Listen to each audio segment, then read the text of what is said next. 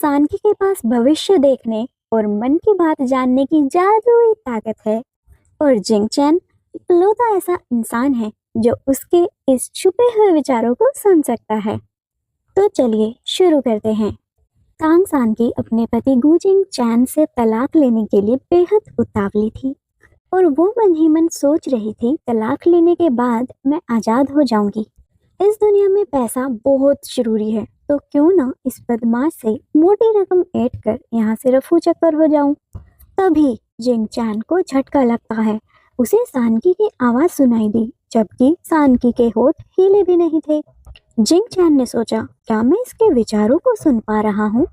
सानकी ने मन में सोचा, मुझे कितने पैसे मांगने चाहिए? तभी जिंग चैन ने सामने से कहा, 100 मिलियन। ये सुनते ही सानकी का दिल बाग बाग हो गया। सच में मेरी लॉटरी लग गई। मैंने पेपर्स पर साइन कर दिए। लो पैसे कहाँ हैं? यहाँ के हिसाब से 100 मिलियन मेरे 3 जन्मों की जिंदगी के लिए काफी है। जिंग चैन ने चिढ़कर कहा, मुझसे तलाक लेने की इतनी उतावली हो? तुम्हारे लिए सब कुछ पैसा ही है। सानकी ने तुरंत पलट कर कहा, तो ठीक है, 1 बिलियन दो और जल्दी करो। तभी वहां जिंग चैन की पुरानी गर्लफ्रेंड लू चिंगयान आदम की। उसने आते ही कहा, जिंग चैन, यह 1 बिलियन वही रकम है जो हम पर बकाया है? जिंग चैन ने चौंक कर पूछा, तुम यहाँ कैसे आई? चिंगयान मासूम बनते हुए बोली, बस तुम्हें देखना था। मुझे अंदाजा नहीं था कि सानकी भी यहाँ होगी। वैसे मैं तुम्हारे लिए चिकन सूप लाई हूँ। इसे बनाने में मुझे पूरे 8 घंटे लगे हैं। सानकी ने तुरंत ताना मारा, 8 घंटे? अभी सुबह के 11 बज रहे हैं, तो क्या तुमने सुबह 3 बजे से मुर्गे को मारना शुरू किया था? ऐसा कौन सा मुर्गा है भाई जिसे मारना इतना मुश्किल था? इसके बाद सानकी ने जिंगचान के चेहरे को गौर से देखा और मन में सोचा, वो जिंगचान का चौड़ा माथा, चौकोर जबड़ा और मोटी नाक की दौलत का संकेत है। लेकिन आज इसके माथे पर छाई काली माँ, लाल आंखें और लड़खड़ाती चाल बता रही है कि यहाँ कोई बड़ी अनहोनी होने वाली है। मुझे सावधान रहना होगा। ये कोई साधारण सूप नहीं, बल्कि जहरीला सूप है। जिंग चैन को सानकी का ये विचार भी सुनाई दे गया, लेकिन दुनिया के सामने वो जिंग यान का पक्ष लेते हुए बोला, सानकी, तुम बस जिंग यान के हुनर से जल रही हो। वह राजकीय भोज की मुख्य शेफ है और मेरे दुए है मंदराग डक पवेलियन से हर महीने 10 मिलियन कमाती है। सानकी ने बात काटते हुए कहा, ठीक है, बहुत बातें हो गई। मेरे पैसे कहाँ हैं? जिंग यान ने माहौल को बिगड़ता हुआ देखकर नाटक शुरू किया। अरे जिंग चैन, सानकी पर इतने सख्त मत बनो। कोई बात नहीं, शायद उसे सूप पसंद नहीं आया होगा। लेकिन सानकी समझ गई कि जिंग यान जिंग चैन के सामने कुछ फंसाना चाहती है। वो सूप का कटोरा सानकी को देकर खुद ही गिराने का नाटक करने वाली थी, ताकि सारा इल्जाम सानकी पर आ जाए। जिंग यान ने आगे बढ़कर कहा, सानकी, जरा चक्कर तो देखो। और तभी उसने खुद ही सूप गिराकर हाथ चलाने का नाटक किया। जिंग चैन सानकी के मन की बात को पहले ही सुन चुका था, इसलिए वो जिंग यान की इस चाल को ताड़ गया। उसने नौकरों से कहा, जिंग यान को अस्पताल ले जाओ। 3 दिन बाद शेफ गॉड कंपटीशन है। उसका हाथ जख्मी नहीं होना चाहिए। जिंग चैन ने मन में सोचा, सानकी के विचार बिल्कुल सच निकले। मैं तो समझता था जिंग यान सिर्फ मेरे लिए खाना बनाती है, पर उसका ये रूप मुझे आज पता चला। लेकिन मैं सानकी के विचारों को सुन कैसे पा रहा हूँ? मुझे ये समझने के लिए थोड़ा वक्त चाहिए।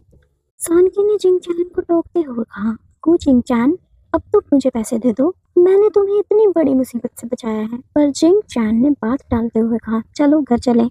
गाड़ी में बैठते ही सानकी ने मन में सोचा, पुराने दिनों में मैं स्पिरिट माउंटेन की सबसे बड़ी उस्ताद थी। ये छोटी मोटी कला मेरे लिए कुछ भी नहीं है। जिंग चैन ने चिल्लाकर कहा, तांग सानकी, तुम गाड़ी में ये क्या अजीब हरकतें कर रही हो? नीचे उतरो। सानकी ने गंभीरता से कहा, ओ कुचिंग चैन, तुम्हारा माथा और गहरा काला होता जा रहा है। 1 घंटे के भीतर तुम्हारे साथ कुछ बुरा होगा। मुझे 2000 रुपए दे दो, मैं इसे ठीक कर दूंगी। जिंग चैन ने गुस्से में कहा, बहुत हुआ, मैं इन अंधविश्वासों पर भरोसा नहीं करता। तभी अचानक एक आवारा कुत्ता आया और उसने जिंग चैन के पैर में काट लिया। गाड़ी रुकते ही डॉक्टर ने आकर कहा, बॉस, वैक्सीन लगा दी है, लेकिन फॉलो अप शॉट्स भी लगेंगे। सानकी ने जिंग चैन के पैर को देखा और मन में हंसते हुए सोचा, लो, कुत्ता काट गया, पर इसके पैर की हड्डी इतनी सख्त है कि कुत्ते के दांत टूट गए और खून जरा सा ही बहा।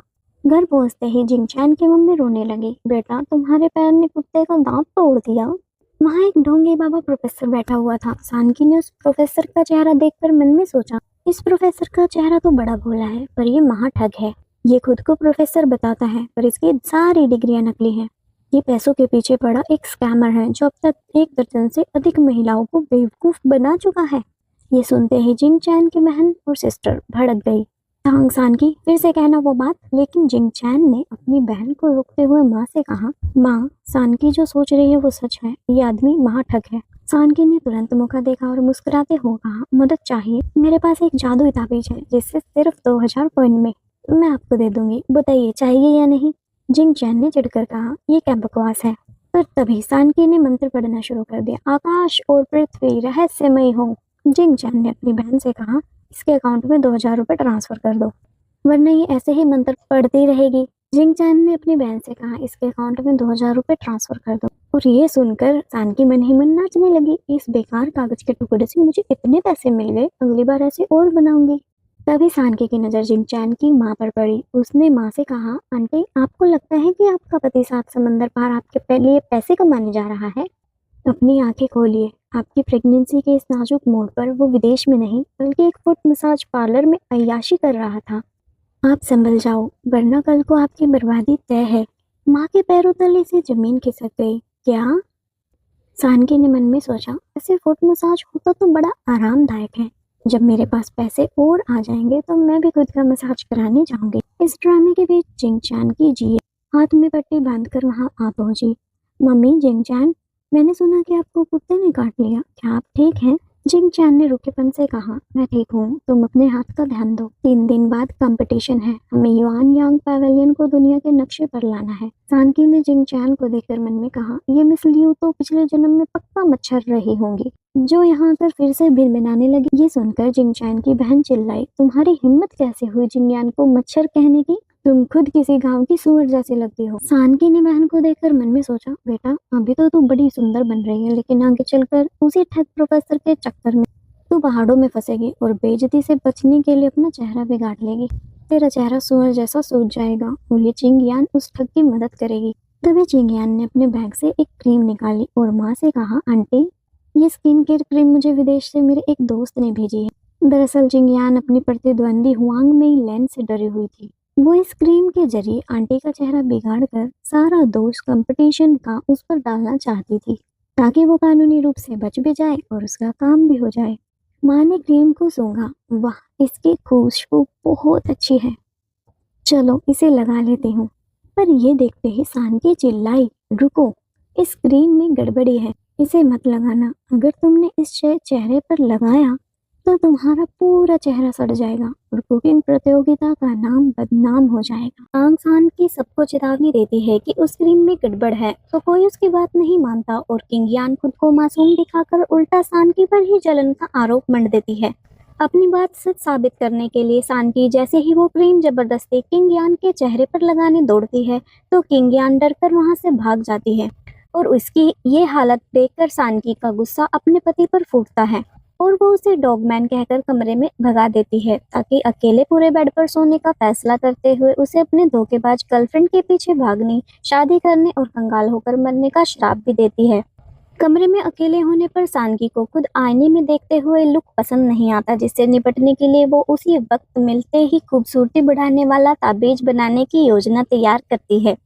इसी बीच उसका पति सानकी को देखता है और ताना मारता है कि बिना मेकअप और ग्रूमिंग के तुम किंगयान के सामने कहीं नहीं टिकती, जिस पर सानकी मन ही मन मुस्कुराकर सोचती है कि हाँ, वो सच में उस जैसी मक्कार जैसी कभी नहीं बन सकती। जब सानकी का पति उसे सीधेपन और सादगी को देखकर सोचता है कि भले ही वो उसे पसंद ना करता हो, पर वह इतनी भी बुरी नहीं है, बस वो सजती संवरती नहीं है, तो वो हर जाने के तौर पर उसे 10 लाख रुपए दे देता है। सानकी इन पैसों को देखकर खुशी से झूम उठती है और उसे एक महान इंसान बताने लगती है, लेकिन उसका असली ध्यान तो खाने पर अटका हुआ था। वो भूखे तड़पते हुए पुराने जमाने के राजा महाराजाओं की तरह एक लंबी लिस्ट ओस्मानथेस केक, भुनी बत्तख, स्टीम्ड लैम्प और यहाँ तक कि भालू के पंजे यानी बेयर पा के नाम जपने लगती है, जिसे सुनकर उसका पति तुरंत शहर की पेस्ट्री और रोस्टेड चिकन बत्तख मंगवाने का ऑर्डर दे देता है।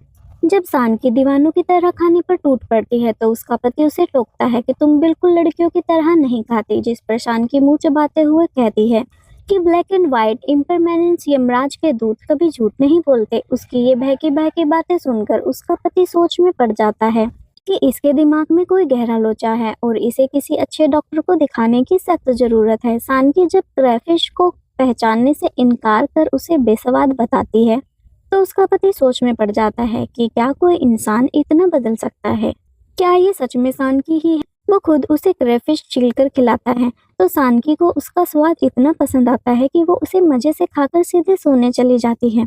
बीवी का ये अंदाज देखकर पति अपने सेक्रेटरी फेंग युआन को हुक्म देता है कि अगली बार से क्रैफिश पहले से छीली हुई आनी चाहिए। युआन जब कहता है कि हाथ से छीली हुई क्रैफिश महंगी आती है तो बॉस कहता है मैं डबल पैसे दे दूंगा पर काम परफेक्ट होना चाहिए। और इस तरह बेचारा फेंग युआन कंपनी का सेक्रेटरी सीधे ऑफिशियल झींगा छीलर बन जाता है।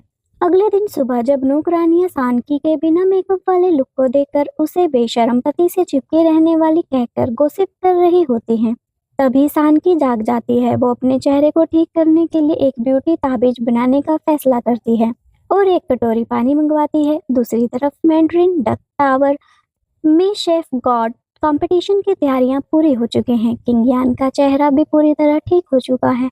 उसके पास उस जहरीली क्रीम का एंटीडोट था। सब कुछ ठीक चल रहा था कि तभी फिनिक्स स्काई टावर की चू चू चू वहां आकर तोड़फोड़ मचा देती है जिससे पूरे पैवेलियन में हड़कंप मच जाता है। युआन यांग पैवेलियन में माहौल तब गर्म हो जाता है जब फिनिक्स स्काई टावर की यू चू चू आकर सबको चुनौती देती है। जब गू परिवार उसे याद दिलाता है कि वो प्रतियोगिता से डिस्क्वालीफाई हो चुकी है तो वो कहती है कि युआन यांग पैवेलियन सड़ी हुई मछलियों का ढेर है। वो शर्त रखती है कि अगर वो जीती तो शेफ कोड कंपटीशन का वेन्यू उसका होगा और हारी तो वो अपना पूरा फिनिक्स स्काई टावर सौंप देगी। गू परिवार किंग यून के ट्रैकिंग हुनर पर भरोसा करके शर्त मान लेते हैं। तभी चू चू चू पासा पलटते हुए कहती है किसने कहा हम कुकिंग में मुकाबला करेंगे? मुकाबला तो असली ताकत का होगा। दरअसल चू चू चू कोई आम लड़की नहीं बल्कि विदेश से लौटी खतरनाक मार्शल चैंपियन है।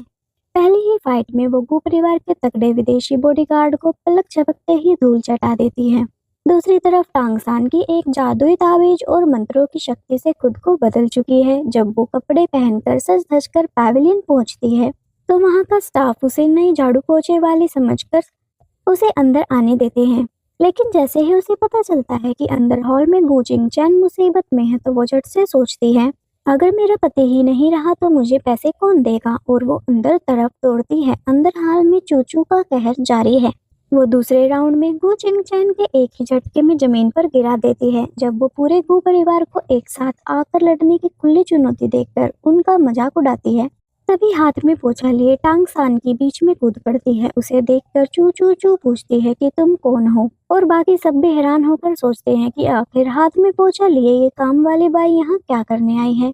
जब चू चू चू हाथ में पोछा लिए टांग सानकी को वहां से हट जाने के लिए कहती है तो सानकी उसे चेतावनी देते हुए कहती है कि तुम्हारा भाग्य मौत से जुड़ा है और अगर तुमने गलत रास्ता चुना तो तुम्हारा बुढ़ापा बेहद खतरनाक होगा। सानकी की आवाज सुनते ही गू जिंगचैन उसे पहचान जाता है और हैरान रह जाता है। अपनी पहचान उजागर होते हुए सानकी ऐलान करती है कि वह अब युआन यांग पैवेलियन की आधिकारिक जनरेटर बन चुकी है, इसीलिए इस लड़ाई में बीच में आ सकती है। चू चू चू गुस्से में उस पर हमला करती है लेकिन सानकी पलक झपकते ही चू चू चू के सिग्नेचर मूव को कॉपी करके उसी के तरीके से उसे जमीन पर चटा देती है। सानकी की ये खतरनाक ताकत देखकर जिंगचैन और उसका पूरा परिवार दंग रह जाता है। जिंगचैन मन में सोचता है कि उसने कभी सानकी को मौका ही नहीं दिया वरना वह बेमिसाल है। जैसे ही लड़ाई खत्म होती है सानकी तुरंत जिंगचैन के पास जाकर कहती है कि मैंने तुम्हारी इतनी बड़ी मुसीबत में मदद की है, अब लाओ मेरे पैसे। जिंगचैन मुस्कुराकर उसे बाद में देने का वादा करता है लेकिन तभी गुस्से से तिल मिलाई चू चू चू पीछे से आकर सानकी का मुखौटा खींच देती है। मुखौटा हटते ही वहां मौजूद हर शख्स की आंखें फटी रह जाती है। सामने ब्यूटी ताबीज के जादू से बेहद खूबसूरत चूंकि सानकी खड़ी थी। जिंगचैन की माँ तो उसकी खूबसूरती देखकर इतनी इम्प्रेस हो जाती है कि तुरंत पाला बदलकर सानकी की तरफदारी करने लगती है और उससे अपने लिए भी 1000 रुपए में वो ताबीज डील कर लेती है। वहीं लुई चिंग यान सानकी को देखकर जलन से भून जाती है लेकिन सानकी की टेंशन में कहती है मुझे तुमसे ज्यादा सुंदर हूँ, हीन भावना महसूस करने की जरूरत नहीं। इसके बाद जिंगचैन सानकी को इनाम के तौर पर 2 लाख रुपए ट्रांसफर करवाता है जिससे सुनकर सानकी खाने पीने के सपने देखने लगती है। अंत में अपनी हार से बौखलाई चू चू चू वहां से भागने की कोशिश करती है, लेकिन गू परिवार उसे उसकी शर्त याद दिलाता है कि वो हार चुकी है और अब फिनिक्स क्राई टावर की मालकियत उनकी हो चुकी। तब चू चू चू हारने के बाद भी हेकड़ी दिखाते हुए गू जिंगचैन से पूछती है कि तुम्हारा इस लड़की से क्या रिश्ता है, तुम किस हक से मुझसे फिनिक्स क्राई टावर मांग रहे हो। तो जिंगचैन सबके सामने सीना ठोकर कहता है कि ये मेरी पत्नी है, इतना काफी है। ये सुनकर चू चू चू दंग रह जाती है कि यह तथाकथित अगली डंपलिंग है। अपनी हार स्वीकार करते हुए वो रात तक इक्विटी ट्रांसफर के कागजात भेजने का वादा कर वहां से चली जाती है। इस जीत से गू परिवार खुश है क्योंकि अब कुकिंग कंपटीशन में उनकी जीत तय है, लेकिन असली धमाका तब होता है जब सानकी को पता चलता है कि इस प्रतियोगिता को जीतने वाले को 10 लाख रुपए का नकद इनाम मिलेगा। पैसों का नाम सुनते ही सानकी प्रतियोगिता में हिस्सा लेने की जिद पकड़ लेती है। इस पर लू चिंग जियान उसका मजाक उड़ाते हुए कहती है कि तुम न खूबसूरती में मेरा मुकाबला कर सकती हो, ना कुकिंग में। तो सानकी उसे करारा जवाब देते हुए कहती है, कुत्ते अपनी दुम दबाकर बात करते हैं और तुम अपनी नकली दबी हुई आवाज में मिनमिनाती हो। जिंगचैन उसके पिता भी सानकी का साथ देते हैं और उसे सिर्फ मनोरंजन के लिए प्रतियोगिता में जाने की इजाजत देते हैं। इसी बीच गू परिवार के दादा वहां पहुंचते हैं और सानकी से अपनी पुरानी गलतियों की माफी मांगते हैं। सानकी दादा के चेहरे को देखकर भांपती है कि भले ही वह स्वस्थ दिख रहे हैं, लेकिन उनके मौत का साया मंडरा रहा है। जब वो कहती है कि वह दादा को बचा सकती है, तो चिंगयान घबराकर बात को पलटा देती है और दादा को लेकर वहां से निकल जाती है। सानकी बुरी तरह चिढ़ी हुई चिंगयान अब उस रास्ते से हटाने के लिए अपनी किसी खास मोहरे से हाथ मिलाती है। दूसरी तरफ चू चू चू अपनी हार की रिपोर्ट अपने असली बॉस को देती है और बताती है कि जिंगचैन की बीवी टांग सान की कोई मामूली लड़की नहीं, बल्कि बेहद ताकतवर योद्धा है। वह रहस्यमय बॉस ये सुनकर हैरान हो जाता है कि जिसे वह बदसूरत बेकार समझता रहा, उसने सबके छक्के छुड़ा दिए। वो सानकी की असली ताकत को खुद की आंखों से देखने का फैसला करता है। जब तांग सानकी की दादाजी से उनके गिरते स्वास्थ्य के बारे में पूछती है, तो पता चलता है कि लगभग 5-6 साल पहले उन्हें कैंसर जैसी कोई बीमारी नहीं थी, लेकिन अचानक उनकी तबीयत बिगड़ने लगी और पिछले 1 साल में हालत और बदतर हो गई। इस पर सानकी चौंकाने वाला खुलासा करती है कि दादा की बीमारी प्राकृतिक नहीं है, बल्कि किसी ने उन पर काली विद्या का इस्तेमाल किया है। जिंगचैन इस दोस्त अंधविश्वास बताकर विज्ञान पर भरोसा करने की बात कहता है, लेकिन सानकी अपनी बात साबित करने के लिए दादाजी की उंगली से एक खून बूंद मांगती है और उसे अपने जादुई तावीज पर टपकाकर मंत्रों का उच्चारण शुरू कर देती है। अपनी शक्तियों से असलियत का पीछा करते हुए वो कमरे में रखे एक बोनसाई पॉटेंट प्लांट के पास पहुंचती है और कहती है कि यही दादा की बीमारी का असली जड़ है। ये बोनसाई कोई और नहीं बल्कि धोखेबाज गू जिंगचैन ने 6 साल पहले दादा को गिफ्ट किया था, जिस पर सानकी तंज कसते हुए कहते हैं कि धोखेबाज के दिए तोहफे सबसे ज्यादा खतरनाक होते हैं। सानकी उस पौधे के भीतर छुपी एक चीज को बाहर निकाल कर दिखाती है। इस पर दादा की जन्मतिथि और जंतर मंतर लिखे हुए थे, जिससे दादा को अकाल मृत्यु होगी। इस भयानक सच को जानकर दादा और जिंगचैन की माँ के पैरों तले जमीन सरक जाती है कि गू जिंगचैन इतना बड़ा नीच और बेशर्म निकला। इसके बाद सानकी के घर की वास्तु को देखकर बताती है कि यहाँ हरे ड्रैगन ने सफेद बाघ को दबा रखा है, जिसका मतलब है कि इस घर में हमेशा महिलाएं ही भारी रहेंगी। हुआंग में लेन इस बात से पूरी तरह सहमत होते हुए बताती है कि जब गू ग्रुप डूबने के कगार पर था, तब उन्होंने ही अपने मायके से 10 मिलियन का निवेश करके कंपनी को बचाया था, जिसके बदले कंपनी के 20% शेयर उनके पास हैं और 20% दादा के पास। इस पूरे गणित को जोड़ते हुए गू परिवार को समझ आता है कि गू जिंगचैन दरअसल दादाजी को रास्ते से हटाकर गू ग्रुप की मालकियत हासिल करना चाहता है। टांग सानकी अपने मन में सोच रही होती है कि दादा भले ही समझदार हैं, लेकिन गू जिंगआन उनके पीठ पीछे सारी वसीयत और शेयर अपने नाजायज बच्चे के नाम करने की साजिश रच चुका है। वो सासू माँ के शेयर भी हड़पने वाला है, जिससे उनकी हालत इतनी खराब हो जाएगी कि वो ब्यूटी पार्लर का कार्ड तक रिचार्ज नहीं करा पाएंगी। यही नहीं, गू चांगओन जो हमेशा अपने पिता से लड़ता है, वो इस साल में फंसकर एक नकली प्रोफेसर के हाथों बिक जाएगा। इस पूरी बर्बादी को रोकने के लिए जब जिंगचैन सानकी से पूछता है कि क्या दादा ठीक हो सकते हैं, तो सानकी अपने नियम के मुताबिक कहती है कि मैं बिना पैसों के काम नहीं करती। जिंगचैन उसे मुंह मांगी रकम देने को तैयार हो जाता है और सानकी मन में 3000 रुपए सोचकर उंगली से 3 का इशारा करती है। जिंगचैन इसे 30 लाख समझकर तुरंत हाँ कर देता है, जिसके सुनकर सानकी के मन में खुशी से पागल हो जाती है कि वो अब अमीर बन गई है। सान की दादा का इलाज शुरू करती है, लेकिन एक पुतले पर उसकी सुइयां चुभाने की कला देखकर दादा डर जाते हैं और कहते हैं कि इस उम्र में शांति से मरना ही बेहतर होगा। मगर जानकी के इलाज की कोई अनोखी काली पैर खींचू आंख फोड़ू गोली खाते ही दादाजी चमत्कारिक रूप से अपने पैरों पर खड़े होकर चलने लगते हैं। दादाजी को ठीक देखकर पूरा परिवार हैरान रह जाता है। होश में आते ही दादा और सासू माँ गु जिंग चैन की पूरी सच्चाई समझ आती है और वो फैसला करते हैं कि उस धोखेबाज को अब कंपनी की एक पाई भी नहीं मिलेगी। इसके बाद वे पूरा ध्यान मैट्रिक टावर की साख होने वाली करंट शॉट प्रतियोगिता पर लगाते हैं। दादाजी ऐलान करते हैं कि जो भी मुकाबला जीतेगा वो पैवेलियन को संभालेगा। आखिरकार वो बड़ा दिन आ गया जब 12वीं करंट शॉट चैंपियनशिप की शुरुआत हुई। इस भव्य प्रतियोगिता में कुल 6 प्रतियोगी ने हिस्सा लिया, जहां विजेता को कुलिनरी मास्टर के खिताब के साथ साथ 10 लाख रुपए का नकद इनाम मिलेगा।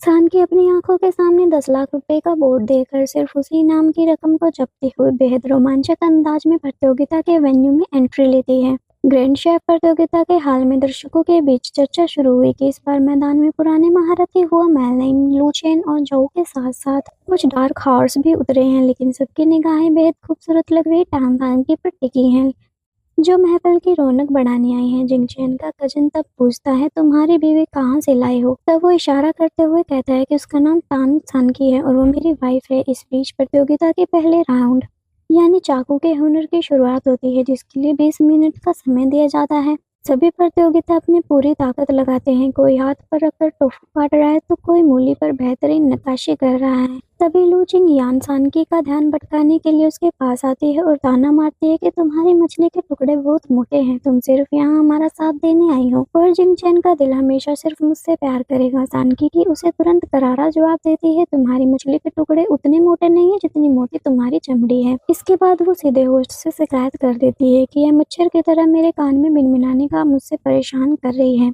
जिससे जिंग चैन को पूरे हाल में सामने बेइज्जती का सामना करना पड़ता है। जब समय समाप्त होता है तो जज सभी के प्लेट्स चेक करते हैं। सान की टेबल पर मछली के मोटे टुकड़े देखकर जिंग यान और बाकी लोग उसका मजाक उड़ाने लगते हैं कि इतने मोटे टुकड़ों से बना खाना बेस्वाद होगा। तभी सान की मुस्कुराते हुए कहती है कि मैंने तो अभी अपना पूरा असली हुनर दिखाया ही नहीं, वो मछली के टुकड़े मेरा काम ही नहीं है। और वह अपनी मुख्य प्रस्तुति पर्दा उठाती है। सामने पानी के बाउल में एक ऐसी मछली तैर रही है जिसका आधा शरीर कटा हुआ है, लेकिन वह फिर भी जिंदा होकर तैर रही थी। ये देखकर जज और दर्शक के होश उड़ गए। मुख्य जज बताते हैं कि यह कोई जादू नहीं बल्कि चाकू चलाने की पौराणिक कला है, जिसकी स्पीड इतनी तेज होती है कि मछली को अपनी मौत का एहसास नहीं होता और उसके मसल्स काम करते रहते हैं। 40 साल पहले मास्टर शेफ ने ऐसी मछली बनाई थी जो सिर्फ 1 मिनट तक तैर पाई, लेकिन सानकी की मछली 3 मिनट से मजे से तैर रही है। सानकी के इस चमत्कारिक हुनर को देखकर सभी प्रतियोगिता अपनी हार मान लेते हैं। पहले राउंड के नतीजों में टांग सानकी को पूरे 10 अंक मिलते हैं, जिसे देखकर जिंग चैन का दोस्त उस पर तंज कसता है। फिर दूसरे राउंड में सूप बनाने का मुकाबला शुरू होता है, जिसके लिए 1 घंटे का समय दिया जाता है। क्योंकि युआन यांग पैवेलियन और लू चिंग यान सूप बनाने में माहिर माने जाते हैं, इसलिए सबको लगता है कि वही जीतेंगे। इसी बीच जिंग चैन का दोस्त उसे चिढ़ाता है कि वो कुकिंग नहीं बल्कि ब्यूटी कॉन्टेस्ट लग रहा है, क्योंकि जिंग यान उसे अपनी आंखों से खा जाने वाली नजरों से देख रही है। वह जिंग चैन को अपने पुराने दिनों की याद दिलाकर कहता है कि जब उसे कैंसर हुआ था और वो इलाज के लिए विदेश चली गई थी। जिंग चैन साफ कर देता है कि उन दोनों के बीच कुछ नहीं है, वे सिर्फ गले तक नहीं लगे। तभी बैकस्टेज में साझे रचते हुए जिंग यान सानकी को गैस सिलेंडर की गैस कम करवा देती है ताकि वो बाहर हो जाए, लेकिन सानकी के घबराने के लिए अपनी शक्तियों का इस्तेमाल करती है और मुस्कुराकर कहती है कि मेरे 10 लाख के इनाम को छीनने का सपना देखना छोड़ दो। मेरे हाथ के खाने के स्वाद के लिए तो स्पिरिचुअल माउंटेन के देवता भी तरसते थे। जब जज सूप चखना शुरू करते हैं तो बाकी प्रतियोगिता के चिकन, कबूतर, शार्क फिन सूप को रिजेक्ट और औसत अंक देते हैं, लेकिन जैसे ही सानकी का फिश एक घूंट लेते हैं तो सबके होश उड़ जाते हैं। मुख्य जज मिस्टर हुआ वैन होंग इतने एक्साइटेड होते हैं कि पूरा सूप अकेले ही पी जाते हैं और कहते हैं ये सूप इंसान की जीवनी शक्ति को बढ़ा देता है। इसे पीकर ऐसा लगता है कि मैं 18 साल का हो गया हूँ। इसे पीने वाला 10 साल और जिएगा। सानकी के सूप का स्वाद ऐसा था कि बाकी जज और लोग उसे चखने के लिए आपस में भिड़ने लगते हैं। जिंग यान ये देखकर हैरान रह जाती है कि जो सानकी पहले कभी अच्छा खाना नहीं बना पाती थी, आज उसके सूप के पीछे लोग पागल हैं। दूसरे राउंड के नतीजों में सानकी तीनों जजों को फिर से 10 अंक मिलते हैं, जिससे प्रतियोगिताओं के इतिहास में नया रिकॉर्ड आया। शांति के हुनर और उसकी गहरी सोच देखकर प्रतियोगिताओं में अद्भुत मोड़ आता है। पुराने रनर अप लू चेन और जोउ यू ये मान लेते हैं कि वे दोनों सिर्फ एक दूसरे से जीतने की होड़ में असली कुकिंग भूल गए थे। वे दोनों सम्मान पूर्वक अपना नाम वापस लेते हैं। यहाँ तक कि खुद जिंग चैन की माँ भी कहती है कि वो प्रतियोगिता सिर्फ अपने पिता को खुश करने के लिए चाहती थी, पर सांस की यह हुनर देखकर अब इसकी कोई जरूरत नहीं है। वो भी प्रतियोगिता से पीछे हट जाती हैं। सूप वाले राउंड के बाद इंटरनेशनल फूड क्रिकेट और जज मिस फियोना भावुक होकर कहती है कि वो बेहतरीन स्वाद की तलाश में दुनिया भर के देशों में भटकी, लेकिन भोजन के असली और गहरे स्वाद को भूल गई थी। जजों और आयोजकों द्वारा 3 महारथी प्रतियोगिता का नाम वापस लेने की अर्जी मंजूर कर ली जाती है। फिर मुकाबले की घोषणा की जाती है, जिसमें बचे हुए 3 प्रतियोगिताओं को अपनी पसंद की सबसे बेहतरीन सिग्नेचर डिश बनाने के लिए 30 मिनट का समय मिलता है। लू चिंग यान सानकी को चुनौती देते हुए कहती है कि मैं इस बार नहीं हारूंगी, लेकिन पर्दे के पीछे वे बेहद खतरनाक साजिश रच चुकी होती है।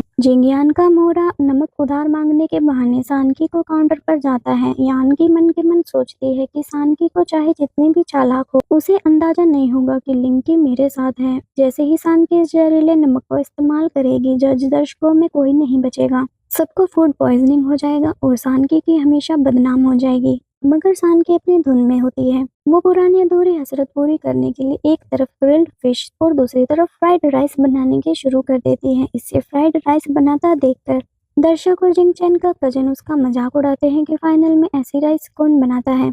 जिंग चैन मुस्कुराकर कहता है कि शायद उसे भूख लगी है और उसका अंदाजा बिल्कुल सही निकलता है। मुकाबले के बीच में ही सानकी खुद बनाई फ्राइड राइस मजे से खाने लगती है, लेकिन उस फ्राइड राइस की खुशबू इतनी लाजवाब होती है कि मुख्य जज मिस्टर हुआ और दादाजी खुद को रोक नहीं पाते और सीधे स्टेज पर आकर शानकी के कटोरे से फ्राइड राइस छीनकर खाने लगते हैं। वे दीवानों की तरह चिल्लाते हैं, यही तो वो जायका है जिसकी तलाश मुझे जिंदगी भर थी। साधारण चीजों से ऐसा अमृत जैसा स्वाद, शानकी मुंह चबाते हुए मासूमियत से कहती है, अरे ये फ्राइड राइस तो मैं अपने लिए बना रही थी, प्रतियोगिता के लिए मैंने असली डिश तो ग्रिल फिश बनाई है। जैसे ही वो फिश तैयार करती है, पूरे हॉल में कोहराम मच जाता है। जजों से लेकर दर्शकों तक सब मछली पर टूट पड़ते हैं, जैसे उन्होंने सदियों से खाना ना खाया हो। लोग एक दूसरे से निवाला छीनकर खाने लगते हैं, थालियां भी चाटने लगते हैं। चिंग यान का जहरीला नमक धरा का धरा रह जाता है, क्योंकि सानकी ने उस नमक को छुआ तक नहीं।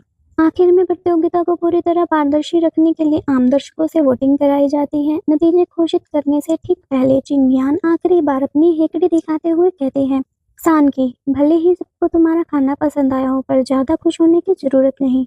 सानकी पलटवार पूछती है कि इन कुत्तों की आंखों ने मुझे खुश होते देखा। चिंग यान चिल्लाकर कहते हैं, मेरी दोनों आंखों ने। तो सानकी मुस्कुराकर कहती है, अच्छा, तो तुम्हारी दोनों कुत्तों की आंखों ने देखा। इसी जबरदस्त बेइज्जती के बीच तीनों जज अपने बोर्ड उठाते हैं, जिस पर बड़े बड़े अक्षरों में लिखा है कि आज के ग्रैंड मास्टर शेफ चैंपियन टांग सानकी है। वो पूरे 10 लाख का इनाम जीत चुकी है। जैसे ही टांग सानकी को 12वीं शेफ प्रतियोगिता के विजेता घोषित किया जाता है, लू जिंग यान के चेहरे की हवाइयां उड़ जाती हैं और वो चिल्लाने लगते हैं कि ये प्रतियोगिता पूरी तरह फिक्स्ड थी। तभी मुख्य जज उसे समझाते हैं कि अक्सर साधारण सामग्रियों से साधारण ही स्वाद मिलता है और यही सानकी की असली खूबी है। उसके बाद अवार्ड सेरेमनी के लिए गु जिंग चैन को स्टेज पर बुलाते हैं। जिंग चैन के पास आते ही सानकी के चारों ओर नोट दर्शाने वाले कुबेर जैसी सुनहरी चमक दिखने लगती है। जिंग चैन जब उसे विजेता का गोल्डन बेल्ट सौंपता है और साथ ही 10 लाख रुपए देता है, तब जिंग चैन मुस्कुराकर उसे टोकता है, पगली, ये बेल्ट ही पूरे 10 लाख की है। मगर सानकी ये खुशी ज्यादा देर नहीं टिक पाती। अचानक हाल में दर्शक पेट पकड़कर दर्द से कराहने लगते हैं। इसका इल्जाम यान पर लगता है कि खाने में जहर है। सानकी, तुमने सबको जहर दिया। सानकी बिना घबराए गोल्डन बेल्ट जिंग चैन को थमाती है और कहती है, तुम अच्छे इंसान हो, इसे संभालो, खाने में कोई गड़बड़ नहीं हो सकती। तब सानकी पर्दाफाश करते हुए कहती है कि तुम्हारे भाई लिंग सू ने मिलकर मुझे फंसाने की साजिश रची है। तुम लोगों को क्या लगता है मैं बेवकूफ हूँ? सानकी कहती है कि खबर फैलानी है तो फैलाओ, लेकिन मेरा खाना सबने नहीं खाया। आखिरी राउंड में जिंग यान का खाना भी सबने चखा था। जब जिंग यान सबूत मांगती है तो सानकी पूरे टशन में कहती है, सबूत चाहिए ना तो ले लो। फूड इंस्पेक्टरों को अपने काउंटर की सामग्रियां सौंपती है।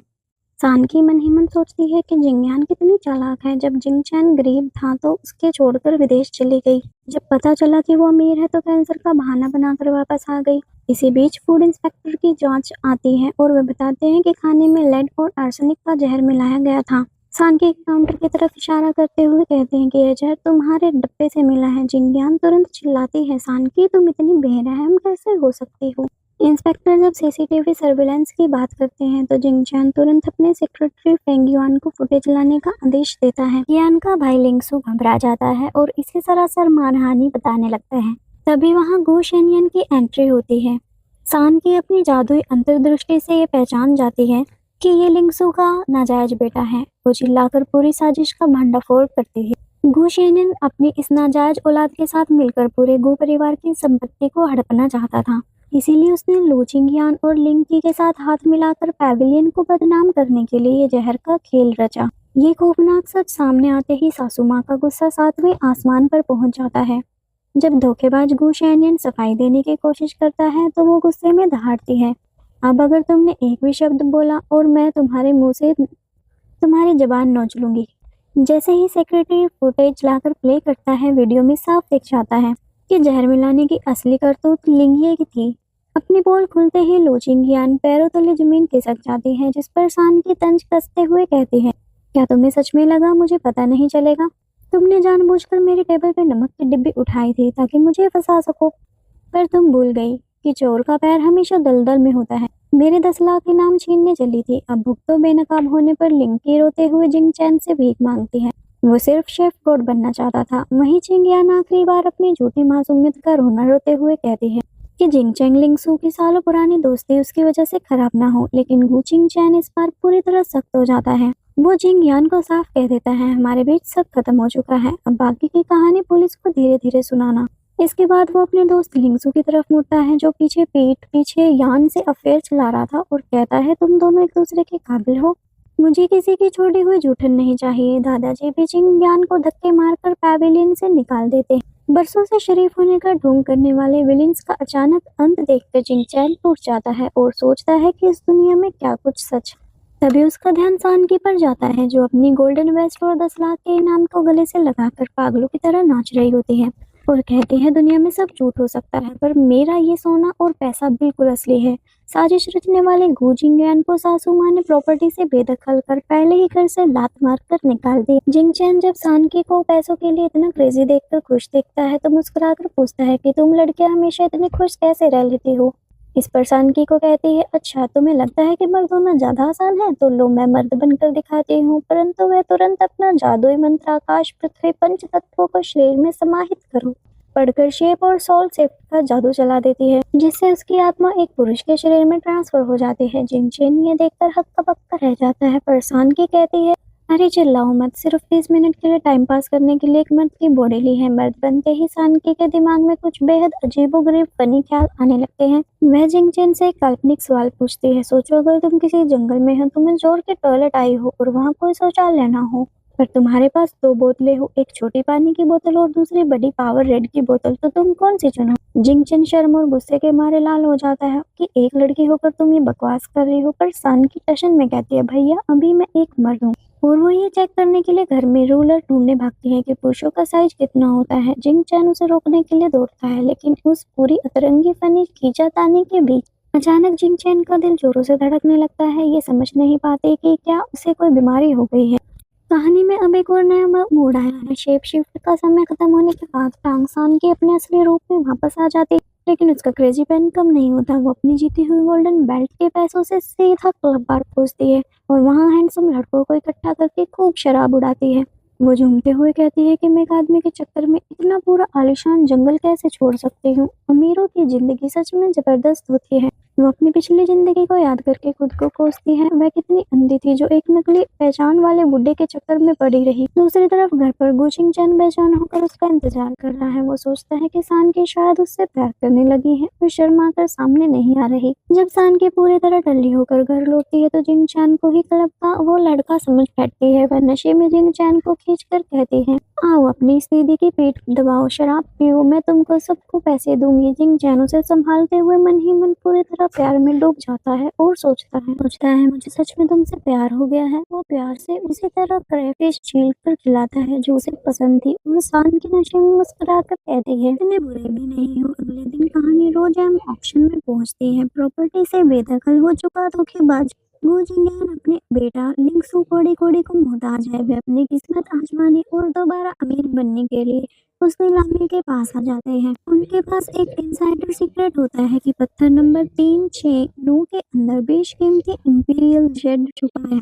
वहीं जिंगचैन और सानकी भी वहां पहुंचते हैं। जिंगचैन रात भर सानकी के नशे में ड्रामे के कारण सो नहीं पाया। वो सोच रहा था कि सानकी आज उससे प्यार का इजहार करेगी। जब नीलामी शुरू होती है तो विलेंस चुपके से जेड नंबर 3 पर 3 मिलियन की बोली लगाते हैं। तभी सानकी अपनी अंतर्दृष्टि से देखती है कि नंबर 3 बेकार है। वो जिंगचैन से कहती है कुछ गड़बड़ है, तुम नंबर 4 वाला पत्थर खरीदो। जिंगचैन बिना सोचे अपनी बीवी पर भरोसा करता है और नंबर 4 पर 3 मिलियंस की बोली लगाता है। ये देखकर जिंगयान और बाकी लोग हंसने लगते हैं कि फुटबॉल जितने बड़े इस बेकार पत्थर के खाक जेब निकलेगा। सानकी की अगर कुकिंग भी अच्छी है तो इसका मतलब ये नहीं कि रत्नों के भी पर रखो। जिंगयान भी जिंगचैन को ताना मारती है कि तुम इस लड़की के चक्कर में 3 मिलियंस बर्बाद कर रहे हो। पर सानकी पूरे कॉन्फिडेंस में कहती है कि नंबर 4 ही उसकी जैकपॉट है। इसके बाद सानकी अपनी दिव्य दृष्टि से पूरे वेन्यू को स्कैन करती है और जिंगचैन के कान में कुछ जादुई नंबर्स फुसफुसाती है। 4, 7, 9, 15। अपनी बीवी का अंदाज देखकर जिंगचैन का भरोसा 7वें आसमान पर पहुंच जाता है और वो बिना एक पल गवाए पूरे हॉल में धमाका कर देता है। चिल्लाता है, इन सभी पत्थरों के लिए मेरी तरफ से सीधे 100 मिलियंस की बोली। जिंगचैन का ये दावा सुनकर पूरे ऑक्शन हॉल में सन्नाटा पसर जाता है। जब गु जिंगचैन पत्थरों के लिए सीधे 100 मिलियन की बोली लगाता है तो सब कहते हैं, क्या तुम पागल हो गए हैं? धोखेबाज लिंगसू जिंगयान तिल मिलाकर कहते हैं कि इस पैसे से हमारा भी हिस्सा था। तुम इसे बेकार पत्थरों में उड़ा रहे हो। लोग तुम पर हंसेंगे। लेकिन जिंगचैन सान की तरफ देखकर सीना ठोक कर कहता है, मैं अपनी बीवी के लिए कुछ भी लुटाने को तैयार हूँ, चाहे जो कीमत चुकानी पड़े। उसका ये कड़क अंदाज देखकर सानकी का दिल फिर से जोरों से धड़कने लगता है। वो मन ही मन सोचती है, क्या मुझे सच में इस इंसान से प्यार होने लगा है? पुराने जमाने में बड़े बड़े आशिक मुझे नहीं पिघला पाए, पर इस लड़के ने मुझे पूरे शहर की पेस्ट्री खिलाकर पूरी दुनिया की सैर कराने का वादा करके मेरा दिल जीत लिया। इसके बाद नीलामी का असली खेल शुरू होता है। लिंगसू जिंगयान सीक्रेट नंबर 369 पर पत्थरों को हथियाने के लिए नंबर 9 पर बोली लगाना शुरू करता है। जिंगचैन जानबूझकर उनके मजे लेने के लिए नंबर 9 पर अपनी तरफ से बोली बढ़ा देता है। दोनों के बीच पैसों की जंग शुरू होती है और 20 मिलियन पर जाकर रुकती है। लिंगसू गुस्से से कहता है, क्या तुम मेरी बेइज्जती कर रहे हैं? अब विलेन अपनी भड़ास निकालने के लिए चिल्लाते हैं कि अभी के लिए अभी इन पत्थरों के बीच हॉल में काटा जाए। वे सानकी का मजाक उड़ाते हुए कहते हैं कि हम भी देखें इस फुटबॉल जितने बड़े कचरे पत्थर के अंदर से क्या खाक हीरा निकलेगा। जिंगचैन होस्ट से कहता है, मेरी पत्नी का हुक्म है, पत्थर अभी काटो। सानकी आगे बढ़ती है और विलेन्स को बैंगन मास्टर्स कहकर चिढ़ाते हुए सीधे अपने हाथों की करामात से पत्थरों को तोड़ने लगते हैं। जैसे ही नंबर 3 वाला पत्थर टूटता है वो अंदर से खोखला और बेकार निकलता है, जिससे विलेन्स के होश उड़ जाते हैं। लेकिन असली धमाका तब होता है जब सानकी नंबर 4 वाले पत्थर को तोड़ती है और उसके अंदर इंपीरियल ग्रीन जेट राजशाही पन्ना निकलता है, जो हूबहू फुटबॉल के आकार का लेकिन बेहद कीमती था। उसके बाद सान के बताए हुए बाकी नंबर 7, 9, 15 को भी काटा जाता है, जो रत्नों का राजा निकलता है। जजों और होस्ट की आंखें फटी की फटी रह जाती हैं, क्योंकि सानकी के चुने हुए हर पत्थर की कीमत 100 मिलियन से भी ज्यादा थी। सानकी उछलते हुए जिंगचैन से कहती है, देखा, मैंने झूठ नहीं बोला था, हम सच में अरबपति बन गए। विलेन्स अपनी बर्बादी देखकर खून के आंसू रोने लगे और सानकी होस्ट से कहती है, चलो अब इन सारे हीरो को पैक मैं अपने घर लेकर जाऊंगी। जिंगचैन का ये टशन देखकर टांग सैन के पूरे तरफ उस पर लट्टू हो जाता है और नखरे से कहती हुई, गु जिंगचैन, मुझे वाली फ्राई फिश खानी है, जो तुमने पिछली बार अपने हाथों से छील कर खिलाई थी। दोनों प्यार से हाथ पकड़कर वहाँ से निकल जाते हैं। दूसरी तरफ साजिश रचने वाले लिंगसू और जिंगयान पूरी तरह सड़क पर आ गए। होस्ट उनके पत्थरों से 7 मिलियन मांगता है। कंगाल हो चुका लिंगसू गुस्से में अपनी प्रॉपर्टी गिरवी रखकर कार्ड स्वाइप करता है। जिंगयान उसे ताना मारती है कि बौखलाए हुए लिंगसू सरेआम उसे थप्पड़ जड़ देता है और चिल्लाता है कि ये सब तेरी वजह से हुआ है, पनौती औरत। घर वापस आकर जिंगचैन मुस्कुराते हुए सानकी को अकेले हीरो को निहारते देखता है और पूछता है, क्या ये पत्थर सच में इतने खूबसूरत हैं? सानकी हीरो को गले से लगाते हुए कहती है, अरे पत्थर को छोड़ो, ये मेरे आगे की जिंदगी का बैंक बैलेंस है, मेरी रोटी है। खूबसूरत तो होंगे ही। तब जिंगचैन उसकी आंखों में आंखें डालकर पूछता है, अच्छा तो ये पत्थर ज्यादा खूबसूरत है या मैं? सानकी पूरी तरह पिघल जाती है और दिल की बात बोल देती है, तुम सबसे सुंदर हो, मिजाज पार्लर के हैंडसम लड़कों से लेकर लिंग माउंटेन के देवताओं तक। कोई भी तुम्हारे जितना हैंडसम नहीं है। जिंग चैन सही मौका देखकर उसका हाथ थामता है और धीरे से पूछता है, तो फिर क्या हम डिवोर्स कैंसिल कर दें? इंसान की चालाकी से अपनी शर्त रखती है। शर्त एक ही है कि मुझे ग्रिल्ड फिश खाने की मिले और जब तक खिलाओगे जब तक मुझे उल्टी ना हो। जिंग चैन उसे बाहों में उठा लेता है और कहता है, गारंटी के साथ उल्टी आने तक खिलाऊंगा। सन की हवा में पैर चलाते हुए चिल्लाती रहती है, अरे पर मैंने अभी तक मछली खाई कहाँ है, मुझे नीचे उतारो, मुझे ग्रिल्ड फिश खानी है जिंग चैन। और इस तरह दोनों की एक क्रेजी, जादुई और बेहद रोमांटिक लव स्टोरी एक हैप्पी एंडिंग के साथ पूरी हो जाती है।